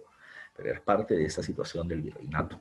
Ahora, habían diferentes tipos de negros, dos que podemos tomar en cuenta. Por ejemplo, estaba el negro que llegaba y no aprendía el idioma, el castellano. Si no aprendía el idioma, le decían bozal, ¿ya? Porque es como si le tapado la boca y no pudiera hablar otra cosa. El otro caso terminaba siendo el negro padrillo. Esos terminaban siendo los buscados, ¿ya? El negro fuerte, alto, musculoso, ¿ya? Que terminaba siendo recio para el trabajo. Entonces decían, ajá, si tener es así, entonces va a tener hijitos y los hijitos van a terminar siendo fuertes. Entonces tú terminabas comprando esclavos padrillos y los terminabas obligando a ellos a tener relaciones sexuales con las mujeres negras jovencitas para que tengan hijos fuertes, ¿ya? Peculiaridades de la época del virreinato. Esto se terminaba haciendo así. Ahora, hay que tomar en cuenta que hay de todo, ¿no? Ya que de todo, se dedican a varias funciones. Profe, ¿no llegaban a ser libres? Sí, vuelvo a insistir. El amo, si quería, te podía dar tu libertad porque es su esclavo y podía hacer contigo lo que quisiera, incluido darte la libertad. Otro aspecto a tomar en consideración, ya te puedo tomar en consideración, es que producto de los abusos que habían contra ellos, muchos esclavos también terminaban escapándose del lugar donde estaban siendo explotados. Y cuando un negro esclavo se escapaba, se le conocía con el nombre de cimarrón. Ya no se olviden de eso. Cimarrón era cuando el negro se escapaba de la hacienda, por ejemplo, donde lo explotaban. ¿A qué se dedicaba cuando se escapaba? Bueno, si él había sido agricultor siempre, él no podía escaparse e ir a trabajar a una tierra que esté vacía, porque si no lo iban a terminar capturando, lo iban a regresar a la hacienda donde trabajaba y lo iban a terminar mínimo metiéndole 20 azotes o máximo le terminaban poniendo la carimba caliente, lo marcaban como las reses y el dolor era inmenso. Pero había otra fórmula, ¿ya? La otra fórmula era dedicarme a ser bandolero, literalmente dedicarme a robar en el camino para poder sobrevivir. Ahora, si tú no querías eso, ¿ya? Si tú no querías eso, tenías que esconderte, robar, etcétera, hasta que termines encontrando un barrio de cimarrones, o sea, un barrio de personas que se han escapado por mucho tiempo y han terminado creando un espacio donde a nadie ni loco se le ocurre meterse porque es un barrio muy bravo, ¿ya? Ese lugar se llamaba Los Palenques, ¿ya? Era el barrio de los cimarrones, era un barrio liberado, donde ningún funcionario del gobierno español ni los militares querían meterse ahí porque era un barrio bravo, ¿ya? Entonces, ¿qué pasaba ahí? Yo siempre pongo esta imagen, ¿no? Imagínate dos negritos cimarrones trabajando ahí el campo, porque ahí era un territorio liberado, nadie se metía ahí. Están trabajando el campo y viene un funcionario nuevo del gobierno español, un corregidor. Y termina encontrando esos dos negritos y dice, hey, negro, ¿usted de dónde es? Dígame, ¿de cuál hacienda se escapó para llevar? Entonces los negritos comenzaban a correr para que no los terminen regresando a la hacienda. El corregidor iba detrás hasta que los logra arrinconar en un cerro, en un arbusto. Y le dice, dígame usted de dónde son para terminar llevándolos. Los decían, no señor, nosotros no vamos a ninguna parte. ¿Ya? ¿Por qué? Voltee usted, señor, y atrás 200 Cuto Guadalupe. ¿Ya? Ese corregidor no iba a salir de ahí. ¿Ya? Ese corregidor iba a terminar saliendo en silla de ruedas a Cujo, hasta el caballo iba a terminar cojeando ahí. ¿Ya? Así que la situación es que eran barrios recontravados, estos llamados como los palenques. Otra cuestión, insisto, se buscó evitar el cruce racial, pero el humano es humano, y aparecieron las castas. Las castas terminan siendo las, ¿cómo se puede decir? Las combinaciones raciales, producto precisamente del cruce de diferentes grupos. Los tres grupos raciales básicos son indio, negro y blanco. Y recuerden que de ellos aparecen varias castas. Las más comunes son esas tres que están ahí. Indio más blanco, mestizo. Negro más blanco, mulato. Indio más negro, samo. Son los principales, pero no son todos. ¿Por qué? Porque producto del cruce de un mestizo con un indio, terminaba saliendo el segundón o chino. ¿Ya? Producto del segundón con un indio, salía el tercerón, del tercerón con un indio, salía el cuarterón, y así por el estilo. ¿Ya? Del cruce del negro con blanco no sale plomo, sale mulato, si viene teniendo la piel oscura, pero rasgos de blanco. O sea, las fosas nasales no eran anchas, los labios no eran tan gruesos, el cabello no era tan rizado. Y salía con el cabello medio lacio, medio onduladito, con la nariz un poco perfilada y los labios delgados, era mulato. Si por el contrario tenía la piel blanca, pero características de negro, entonces se le terminaba llamando sacalagua. ¿Ya? Así habían diferentes grupos. Otro dato más a tomar en consideración. ¿Quién era el sambo? Era la llamada raza prohibida. Era el cruce entre un indio y un negro. ¿Ya? Entre un indio y un negro. Insisto, la idea era que no se junten porque eran los sectores sociales más explotados. Pero no son los únicos, ya no son los únicos. Es una idea racista que tal vez la has escuchado en tu casa. Usted, señorita, o usted, joven, le deben haber dicho, ten hijo con una mujer blanca o un hombre blanco, porque de esa manera vas a mejorar la raza. ¿Qué entiendes por mejorar la raza? ¿Ya? ¿Qué entiendes por mejorar la raza? Que mientras más blanco, mejor. No se olviden, esa es la condición del virreinato. Mientras más blanco, mejor. Ahora, podía salir un cholo blanco, un mestizo blanco, ya un mestizo blanco, pero seguía siendo precisamente de características indígenas. Este cholo blanco mestizo podría tener hijo, ya podría tener hijo con una mujer blanca, y el hijito podría salir blanco. Este hijo puede tener hijo con una mujer blanca y salir el nietecito blanco. Y luego puede terminar saliendo el bisnieto con color puerta, color chaufa. ¿Por qué? Porque genéticamente a ti te han enseñado de que producto de estas combinaciones puede terminar teniéndose un retroceso ya con respecto a una raza anterior. A ese se le llamaba salta atrás, porque no fue mejorando, sino atrasó la raza. Peculiaridades del virreinato con condiciones racistas muy fuertes. Vamos a ver la última parte de lo que nos corresponde ver en esta clase. ¿Ya? A ver, insisto con el tema que te he dicho. Yo te estoy poniendo un montón de datos para recordar que el virreinato no termina siendo, ya no termina siendo tan simple, no termina siendo tan básico. Hay una serie de mezclas y demás precisamente que se van a tener para este periodo. Ahora, en el tema de la organización política, que es el tercer punto que tenemos que trabajar hoy, recuerden que el territorio del Perú terminó siendo parte, me falta el aire con todo lo que estoy hablando. El virreinato de Perú terminó siendo parte de a ver, un ratito. El virreinato peruano terminó siendo parte del reino o el imperio español, ¿ya? Por lo tanto, nosotros estábamos sujetos a lo que España termina estableciendo. De tal manera que para poder dirigir el gobierno habían dos tipos de instituciones, así se le llama. Unas eran las instituciones que estaban allá en España, cuyas medidas terminaban siendo aplicadas acá en América, y por otro lado estaban las instituciones que se encontraban presentes en el territorio americano. Bajo esa consigna, entonces hay que tomar en cuenta lo siguiente. En el sistema de la organización política tenemos dos tipos de instituciones, las de España y las que estaban en el Perú. Las de España se llaman instituciones de la metrópoli, porque ya te dije, ¿qué cosa es la metrópoli? La metrópoli termina siendo el reino que posee colonias fuera de su territorio. España posee América, ellos son la metrópoli, nosotros la colonia. ¿Ya? Allá en España habían dos instituciones que terminaban siendo fundamentales, ¿ya? Fundamentales. La primera de estas termina siendo la figura del rey. No se olviden de eso, la figura del rey. El rey es la máxima autoridad, es la autoridad suprema del gobierno y por lo tanto lo que el rey termine mandando se tiene que cumplir en su reino por completo y eso incluye América. Pero como ya te dije, el rey no está presente dentro del virreinato, dentro de América. Por eso termina enviando a alguien que es su representante, el vicerrey o virrey. Segundo, las leyes que establece el rey tienen que ser cumplidas sin chistar, sin discusión, dentro del territorio del reino. Esas leyes dadas por el rey se le conoce con el nombre de real cédula. Recuerden que la palabra real no viene de verdadero, sino de realeza, del rey. Son las cédulas o las leyes emitidas por el rey, la denominada real cédula. Tercer punto.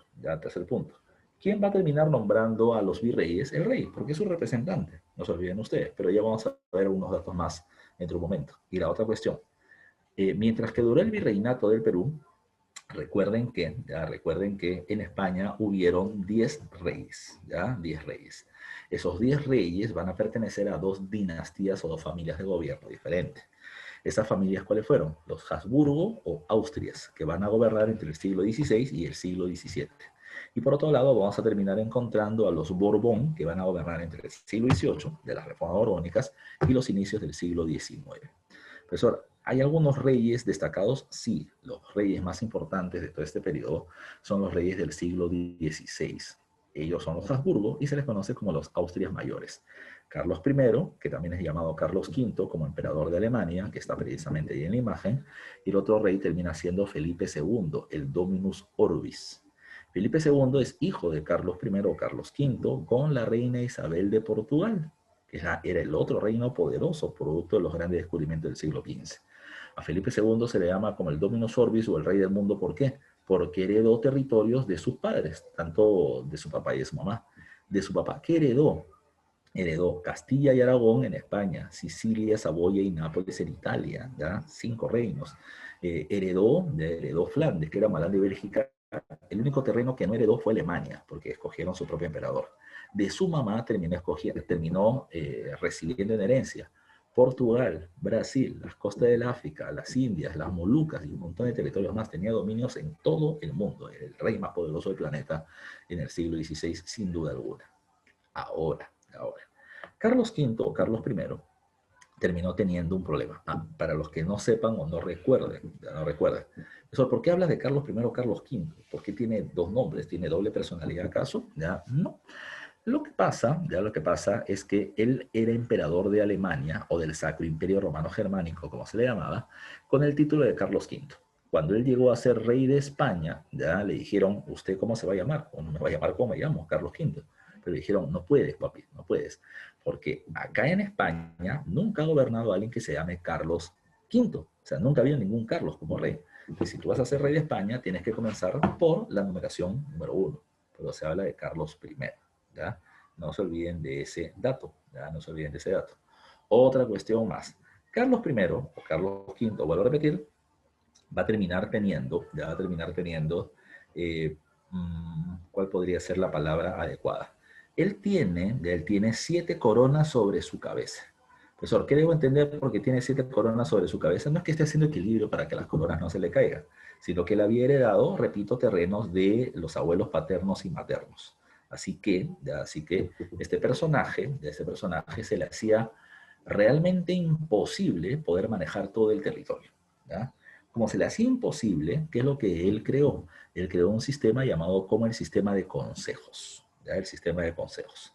Profesor, ¿cómo es el sistema de consejos? Ya era un grupo de asesores o consejeros del rey que se encargaban de administrar política y jurídicamente parte de los territorios que le pertenecían al monarca.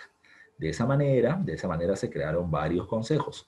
Uno termina siendo el Consejo de España, ¿ya? Otro era el Consejo de Italia, otro era el Consejo del Sacro Imperio Romano Germánico, el Consejo de Flandes, el Consejo de Inglaterra, y el otro era el Consejo de Indias, ¿ya? Porque recuerden que los españoles nunca llamaron a América de esa manera, siempre lo llamaron Indias. Así que está el llamado Consejo de Indias o Real y Supremo Consejo de Indias, que es el nombre completo.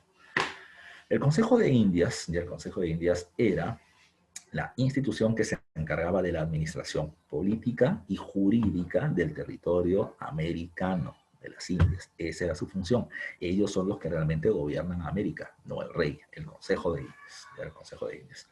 Como digo, de que ellos van a terminar administrando jurídicamente América, porque ellos van a terminar estableciendo las leyes que se cumplen en América. A esas leyes se les conoce con el nombre de leyes de Indias. Y segundo, ellos son el máximo tribunal de justicia al cual un americano puede terminar llegando. Profesor, ¿cómo es eso? Te explico, ya te explico. Yo siempre pongo este ejemplo, ya siempre pongo este ejemplo. A ver, vamos a suponer que nosotros no vivimos en Lima, vamos a suponer que nosotros vivimos en Oruro, que es una provincia de Bolivia, Entonces, ¿qué pasará, por ejemplo, vamos a ver a quién tenemos acá en la sala? Por ejemplo, vamos a suponer que Areste, ya que halló él termina acusando a Ximena, ya Ximena Lozano que está por acá. Areste termina acusando a Ximena de que le ha terminado robando, no sé, le ha terminado robando un celular, ¿ya? Entonces, ¿qué pasaría? ¿Qué haría Areste, por ejemplo, si le roban el celular? Yo supongo que haría un escándalo tremendo, ya un escándalo tremendo. Y va a llamar a su mamá y su mamá va a hacer la bronca, escandalosa, la conozco a ella. Saludos para mi vieja. Pero, ¿qué es lo que tendría que hacer legalmente? Lo que él tendría que hacer legalmente es terminar denunciando el robo. La pregunta es, ¿ante quién? En la época del virreinato, la primera instancia, el primer nivel judicial, lo termina teniendo ya un personaje llamado con el nombre del corregidor. ¿Ya? Recuerden que en el virreinato, ya las provincias se les conoce con el nombre de corregimientos y la persona que dirige el corregimiento se llama el corregidor. Él es el juez en primera instancia, él es el que va a recibir la denuncia de Joel Areste contra Ximena y el corregidor termina estableciendo que Ximena es inocente, ya inocente. Pero como a Joel no le gusta el resultado, porque él está seguro que ella la ha robado, entonces él va a terminar apelando. Él va a terminar pidiendo que una segunda instancia revise el caso. ¿Quién es la segunda instancia? La segunda instancia la termina teniendo la audiencia. Como estamos viviendo en Oruro, la audiencia que le corresponde a lo que hoy vendría a ser Bolivia es la llamada audiencia de Charcas. En la audiencia de Charcas, Ximena es considerada culpable, ya es culpable, y a Ximena no le gusta el resultado, entonces ella va a apelar. La apelación, el siguiente nivel de la apelación, se termina viendo en la llamada Real Audiencia de Lima, en la capital del virreinato. Y en la Real Audiencia de Lima se va a terminar estableciendo que Areste tiene la razón y Ximena es culpable. Como a ella no le gusta el resultado, ella va a apelar a la máxima instancia. La máxima instancia ya está, termina estando fuera del territorio peruano del Virreinato del Perú. La máxima instancia donde un americano puede llegar termina siendo ahí en España y se le conoce con el nombre de Consejo de Indias. ¿Ya? 2-0 ganando Bancayo, te me vas a la baja. ¿Ya? A ver, sí, sí, entonces, en ese caso, ya en ese caso, ¿qué es lo que va a terminar sucediendo? ¿Qué es lo que va a terminar sucediendo? Dice, a ver, eh, el proceso judicial, como ahora existe, repito, siempre tiene instancias, tiene niveles, ¿ya? Pero el máximo lugar donde uno puede llegar, un americano puede llegar es el Consejo de Indias. Ahora, siempre pongo este ejemplo, ¿no? Hay que ponernos a pensar. Lo que ponemos a pensar es que por un celular no vas a terminar llegando en esa época por un juicio hasta España. Y no vas a terminar llegando hasta España. ¿Por qué? Por una cuestión súper simple, ¿ya? Súper simple. La cuestión es que, por ejemplo, el solo hecho, por ejemplo, de que no me guste la respuesta del corregidor y yo me tenga que ir a la audiencia de Charcas, implica viaje, transporte, de alojamiento, contratar un abogado, pagar los papeles para el proceso judicial. Eso implica una fuerte inversión, ¿ya? Si te quieres ir a la Real Audiencia de Lima, irte de Oruro a Lima en esa época, uff, complicadísimo, muy costoso. Si te quieres ir a España, pues más, o sea, por un celular no, pues me va a terminar costando 50 veces más ya hacer el proceso por un celular, precisamente que solamente tirar de tierrita, ¿ya? Entonces, ¿qué va a pasar? ¿Qué va a pasar? Lo que va a terminar sucediendo es que ante ello, por lo general, todo terminaba culminando con el corregidor y a lo mucho en la audiencia, no terminaba yendo más arriba de eso. Siguiente caso. Ya, siguiente. Por fin una pregunta, ¿y qué casos terminaban llegando desde España? Ah, los que sí terminaban siendo importantes por el dinero que terminaba manejando. Ya, un ejemplo de eso terminaba siendo el caso de un título de nobleza, una propiedad sobre terrenos. Ahí es donde precisamente la cosa sí terminaba haciendo o generando una fuerte inversión. Otra cuestión más. El otro punto importante con respecto al tema del Consejo de Indias terminaba siendo el caso de los procesos judiciales. Mira tú, cuando un virrey estaba en su cargo, el virrey podía ser denunciado de cualquier cosa. Podía ser denunciado de robo, de abuso de poder, de usurpación de funciones. Podía ser acusado de cualquier cosa. Acusado, procesado no. Se podía acusar, pero no se podía hacer un juicio contra el virrey directamente. ¿Por qué? Porque se consideraba que por el cargo que él tenía muchos enemigos y lo podían acusar de tontería y media. Entonces, cuando acababa el cargo de virrey, automáticamente todos los procesos que se habían abierto en su contra van a terminar pasando a un solo juicio, llamado juicio de residencia, que se hacía en el Consejo de Indias en España. ¿Ok? No se olviden de ese dato, ¿eh? Ya no se olviden de ese dato. Ahora, ¿por qué termina siendo tan importante? ¿Ya? ¿Por qué termina siendo tan importante? Porque, profe, ¿me estás diciendo tú que los virreyes fueron procesados legalmente? Sí. Profe, ¿y cuántos virreyes terminaron siendo llevados a la cárcel? Cero, ni uno, ya, ni uno. Profe, porque todos terminaban siendo inocentes. No, no era por eso, sino porque había otro segundo factor importante. ¿Cuál era ese factor? Ya, ¿cuál era ese factor? Lo que pasa es que el virrey tenía que enviar remesas de tributos 2 veces al año hacia España. 2 veces al año. Al rey de España, evidentemente. Pero lo que él hacía era terminar enviando de Yapa un óbolo, es decir, terminaba enviando una propina a quien realmente gobernaba América, que terminaba siendo el Consejo de Indias. ¿Ya? De esa manera, ¿qué es lo que terminaba sucediendo? El rey, ya, o el virrey, lo que estaba haciendo era comprar su libertad a futuro. Porque cuando él terminaba llegando a España, acabando su cargo, iba ante el Consejo de India, le hacían el juicio de residencia y le preguntaban, señor, usted está siendo acusado, por ejemplo, de cargos como corrupción. Acá tiene 20 cargos por corrupción. ¿Qué dice usted? ¿Es culpable o inocente? Era suficiente con que el virrey los mire y les termine diciendo, oh, aguanta. ¿Y de dónde crees que te terminó enviando desde hace 4 o 5 años atrás, cada 6 meses, una gran propina para que se la repartan ustedes? Sea, lo que estaba haciendo el virrey es repartir parte de lo que robaba, ya, entre otros funcionarios para que no lo terminen acusando luego. Por eso que todos los virreyes terminaban siendo inocentes. Vamos en el Perú, ya, vamos en el Perú, toditos estos funcionarios españoles, esos que ellos terminaban siendo corruptos al mango. Lamentablemente, ya, pero así es. Ahora, ¿qué más hay que tomar en consideración? Vamos con otro dato que es importante. Esto es lo que está pasando ahí en España. Ah, otro datito más. Profe, tú me estás diciendo hace un rato que quien nombraba al virrey era el rey. Sí, pero había un caso especial. La terna virreinal la daba el Consejo de Indias. ¿Qué era la terna virreinal? El virrey, ya, el Consejo de Indias decía, ¿sabes qué, rey? el virrey del Perú ya tiene 4 o 5 años, hay que cambiarlo, hay que cambiarlo. Usted va a elegir al virrey, pero nosotros le sugerimos estos candidatos. Es la terna virreinal, un grupo de candidatos para que el rey escoja. Pero de estos 6 candidatos le sugerimos a tal, ¿ya? A tal. ¿Por qué? Porque ese pata ya ha sido virrey del territorio de México, no de España, ya tiene experiencia y puede llegar al Perú y fácilmente a adaptarse. Por lo general era el virrey o era el Consejo de Indias quien decía quién iba a ser el rey, el virrey, y el rey simplemente firmaba, porque ellos son los encargados de manejar América, por eso digo, ellos son los que gobiernan América.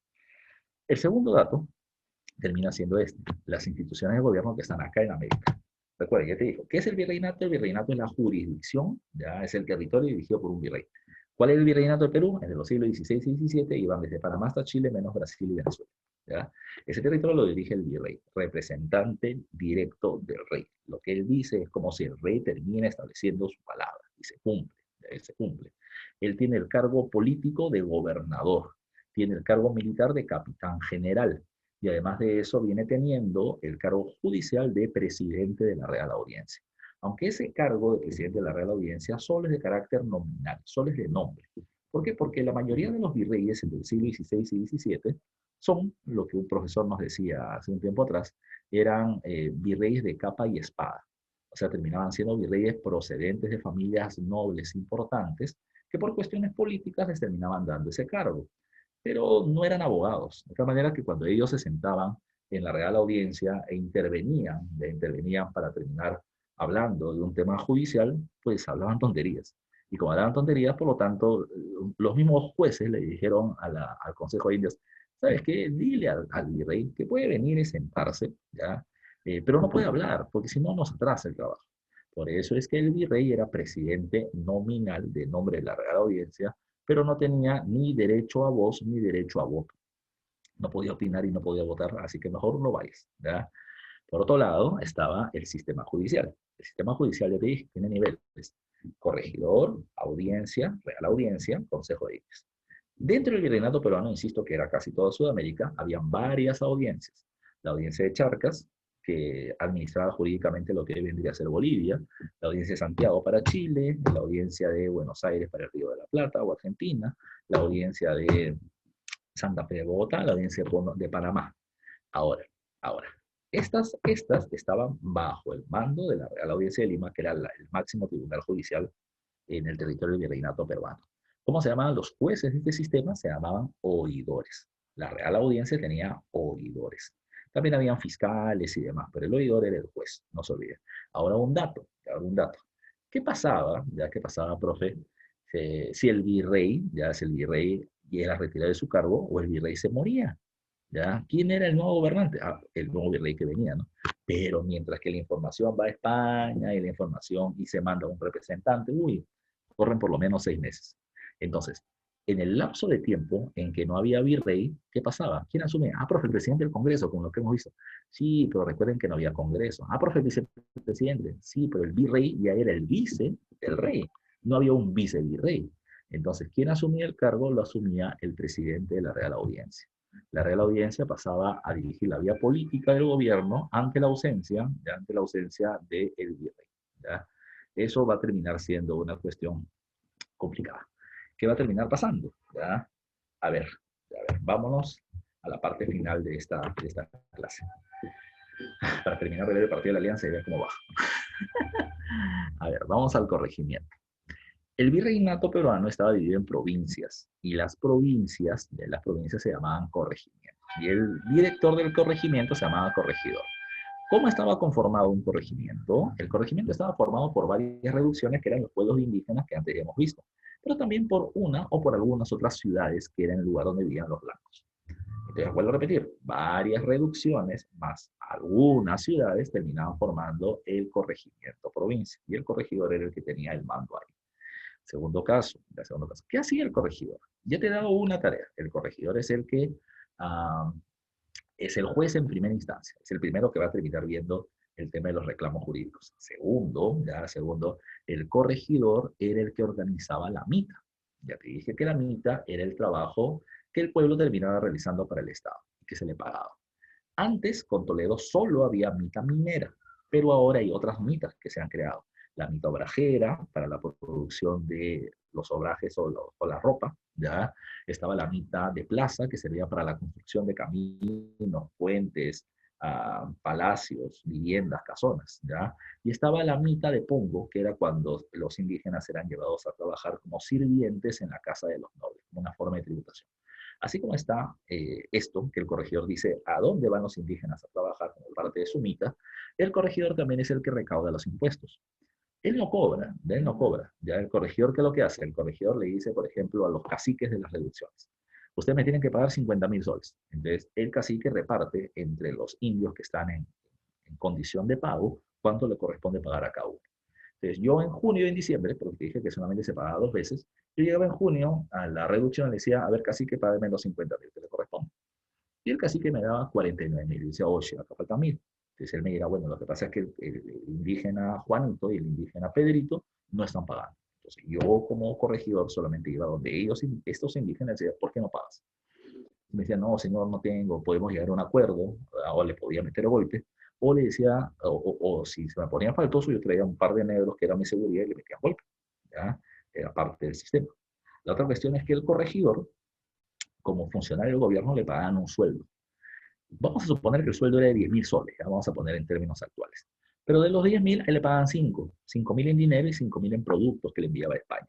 Es que así este pata, él para ganar sus 10.000 tenía que vender ya estos productos de valor de 5.000 soles. Inconveniente, de inconveniente. Cuando él vendía estos productos nadie se los quería comprar, porque España le terminaba enviando blusas de seda, le terminaba enviando medias, le terminaba enviando peines, le terminaba enviando espejos, le terminaba enviando cosas que la gente no quería comprar. Como no querían comprar, ¿qué hizo el corregidor? Imponía su autoridad y los ponía en fila a todos los indígenas. Cuando él terminaba cobrando el tributo, él repartía, ¿ya? Él repartía. Él repartía blusas, medias, peines, etc. A eso se le llamó los repartos. Eran productos de poco valor, ya de poco valor, que la población estaba obligada a comprar. Ya obligada a comprar. O sea, que era un pena de alianza. Bueno, eso es parte de lo que sucedía. Es el tema del reparto y era una forma de abuso que se cometía durante la época del virreinato. Ahora, ¿qué más hay que tomar en cuenta? ¿Ya? ¿Qué más hay que tomar en cuenta? Dice acá en el cuadro ¿ya? De que los corregimientos van a terminar estableciéndose en algo llamado con el nombre de intendencias. Eso lo vamos a ver con detalle en la próxima clase. Producto del abuso de los corregidores, las rebeliones indígenas del siglo XVIII se van a multiplicar y para poder ya frenar la situación en el siglo XVIII se eliminan los corregimientos, ya se fusionan los mismos y se van a terminar creando las intendencias del siglo XVIII que solamente van a ser 8 las intendencias. El segundo caso, ya, o el último caso, es el tema de las reducciones. Acá le he repetido sin querer. Las reducciones terminaban siendo los pueblos de indígenas, ya te dije, ya dirigidos por parte de un cacique. Pero por otro lado estaban las ciudades, y en las ciudades quien se encargaba de la dirección de una ciudad terminaba siendo el municipio. Y al municipio en la época del virreinato se le llamaba cabildo, y el que dirige el cabildo se le llama alcalde. ¿Ya? Acá se está poniendo que hay un cabildo de indios, un municipio de indios y un municipio de españoles. Tomen en consideración que este municipio o cabildo de indios recién va a terminar naciendo tras las reformas borbónicas, bien adelante, en la época del virreinato. Los únicos que existían terminaban siendo los cabildos de españoles, ya españoles entre el siglo XVI, XVII y XVIII. ¿Ya? ¿Qué más hay que tomar en consideración? ¿Ya? ¿Qué más hay que tomar en consideración? Bueno, esto es lo que está existiendo como parte del virreinato y hay datos muy concretos. Ahora, ¿qué más va a terminar pasando? Bueno, esto es lo que tenemos que ver hasta el día de hoy. Ahí vamos a terminar dejando el avance y vamos a terminar dándote las claves ya del material de la semana. Vamos a terminar tomando unos minutitos para eso. ¿Ya? Vamos a compartir esto de acá.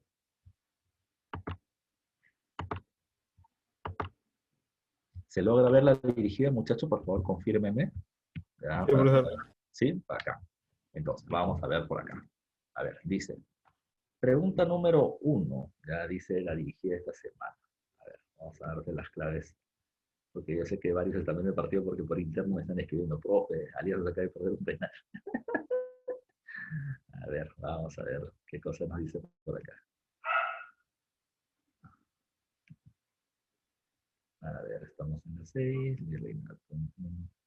Ya, a ver, vamos con la pregunta número 1. Dice, Son razones políticamente importantes por las cuales se crea el virreinato peruano, ¿ya? Y nos ponen 4 características. Dice, reemplazar el eficiente sistema de gobernaciones no era eficiente, al contrario, era muy ineficiente y por eso lo sacan y se crea el virreinato. Dice, pacificar tierras incaicas. Sí, entre otros factores estaba ponerle fin a la rebelión de Vilcabamba, por ejemplo, y a los enfrentamientos de las guerras civiles, ¿ya? Dice, proteger la vida de los indígenas. Mira, proteger la vida de los indígenas es un aspecto que se pone dentro de las leyes leonas de Indias, pero no termina siendo la prioridad. No para eso se crea el virreinato. Un pretexto para sacarlos en compañía del camino, pero ese no era el objetivo principal. Dice, promover un gobierno autónomo en la colonia. Autónomo, no, independiente de España para nada. Ya era sometido a España. Así que la mejor clave es la A, solo 2. Pregunta número 2 dice, como parte de las reformas toleranas, se procedió a realizar. Ya se procedió a realizar registro de datos y relatos en crónicas, ¿ya? Y eso sí termina siendo correcto. Las visitas generales a distintos pueblos eran los censos que te dije que se hicieron. Y la organización de los corregimientos, sí, también lo hace Toledo. Así que la clave es la de 1, 2 y 3. Pregunta número 3. En el siglo XVI, el virrey Toledo ejecutó una serie de medidas denominadas reformas toledanas, la cual estuvo entre uno de sus objetivos principales, ¿ya? Y la respuesta es la La mejor, C. exactamente la C, la mejora en la recaudación del tributo indígena. Uno, concentrando a la población, cobrando el tributo 2 veces al año, como se hacía en el Tahuantinsuyo, y tercero, haciendo el cobro del tributo en dinero. ¿Ya? No se olviden, del virrey Toledo. Pregunta número 4, las reformas del virrey Toledo. Esta es pregunta de examen, y esta te la dije, ¿eh? Acá te está poniendo la parte final, dice, considerando en su dimensión económica el tributo no solo fue importante porque permitía recaudar recursos para solventar a la burocracia, es decir, para pagarle su sueldo a los funcionarios del gobierno virreinal, sino también porque servía ¿para qué servía? Para que el indígena con dinero pueda ser parte del mercado, pueda comprar y vender productos. Y eso está en la alternativa D, si no me falla la memoria. Dinamizar el mercado de trabajo, lo cual obliga a los indígenas a trabajar en actividades económicas españolas por dinero. Ya tienen que tener dinero para pagar tributo y para comprar y vender productos. Pregunta número 5 dice, la sociedad virreinal estuvo ordenada principalmente según los criterios D, ¿ya? Según los criterios D. Raza y casta. Raza y casta era si eras blanco, indio, negro, si eras sambo, mulato, es la casta, ¿ya? La religión, si eras o no español, o si eras o no cristiano, ¿ya? El estatus jurídico, si eras libre o no lo eras, ¿ya? Por ejemplo, para los esclavos. La educación no tanto, ¿ya? La educación no tanto, porque había gente que no terminaba teniendo educación, pero sí terminaba teniendo un título de nobleza y eso le terminaba dando un rango superior incluso. La riqueza material, no, porque tú podías ser, por ejemplo, tú podías ser un indio con plata, vamos a poner así, podría ser un indio comerciante adinerado, pero sigue siendo indio y no vas a poder acceder a un cargo de gobierno porque sigue siendo indio. Tendrás plata, pero no eres noble. Ubícate. ¿No? La A, entonces la A. Entonces la clave es la A, 1, 2 y 3. ¿Ya? Pregunta 6. ¿Cuál de los siguientes enunciados es un rasgo de la sociedad colonial? ¿Ya? Y la mejor clave termina siendo que existió yanaconaje y pongaje en algunas haciendas. ¿Qué era el yanacón? El yanacón era el indio campesino que trabajaba en la sierra, ¿ya? A diferencia del negro que trabajaba en la costa. Y el pongo es el que trabajaba como sirviente, la mitad de pongo. ¿Ya? Entonces la clave es la C. Pregunta 7. El Consejo de Indias se encargaba de asuntos de gobierno en América. Entre sus funciones se encontraba, ¿ya? Dice, 1. Proponer el nombramiento de autoridades civiles. Claro, recuerda que él terminaba proponiendo quién iba a ser el próximo virrey y el rey aprobaba. Dice, 2. Velar el cumplimiento de la constitución política. No hay constitución, no existe constitución en la época. Solamente ellos daban leyes, pero no era una constitución. Dice, elaborar leyes y decretos para las Indias, es decir, las leyes de Indias. Actuar como tribunal de última instancia en lo civil y en lo penal. Eso también termina siendo correcto. Ya ellos terminan siendo el máximo nivel judicial. En lo comercial no. Ya en lo comercial para eso estaba la Casa de Contratación de Sevilla en España, que ya lo vemos en la próxima clase que veamos economía. Y el 5 dice gobernar el virreinato del Perú y liderar sus tropas. No, ellos no gobiernan el virreinato del Perú. En caso el virrey no esté, lo dirige la Real Audiencia. Así que la clave termina siendo 1, 3 y 4, que es en la clave C. Vamos 3 más y nos vamos. Pregunta 8. La institución más importante después de la figura del virrey fue la Real Audiencia. Sus funciones atañían a la elaboración de leyes a favor de los indígenas, tribunal de primera instancia para juicios criminales, corte de apelaciones frente a sentencia de los corregidores y alcaldes inferiores, entre otros. Respecto a la audiencia, su característica y funciones señale qué enunciados resultan verdaderos y falsos. La pregunta es bien simple. Cuando tengas una pregunta así, creo que te lo he dicho anteriormente, vete de frente al final, ¿ya? Porque esta pregunta es bla, bla, bla, bla, bla, bla, bla, bla, bla. La pregunta es qué cosa es verdadero y falso con respecto a la audiencia.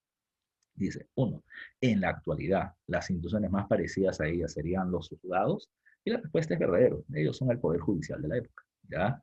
La B me dice, ¿estuvieron conformadas por oidores? Claro, ellos son los jueces. ¿Ya? La tercera dice, ¿los fallos de la audiencia de Lima eran apelables en el virreinato peruano? No, no, no. Tú podías apelar lo del corregidor ante la audiencia, de la audiencia ante la Real Audiencia y de la Real Audiencia ante el Consejo de Indias. Entonces, en el virreinato ya no podían ser apelables, tenía que ser apelado en España. Entonces, la tercera es falsa. Y con eso ya tenemos casi la respuesta. La cuarta tiene que ser verdadera. Dice, asumía también funciones políticas en caso necesario cuando moría el virrey o no estaba presente. Y la 5 dice, la audiencia del Cusco se creó para atender las demandas y quejas de la población local previas a la rebelión de Tupac Amaru en 1780. Falso, porque se crea después de la rebelión de Tupac Amaru. Eso ya lo veremos en la próxima clase todavía. Así que la clave es la de pregunta 9, pregunta larga. Ya dice, el corregidor administraba justicia tanto entre españoles e indígenas, pero siempre como primera instancia, cosa que ya te he dicho.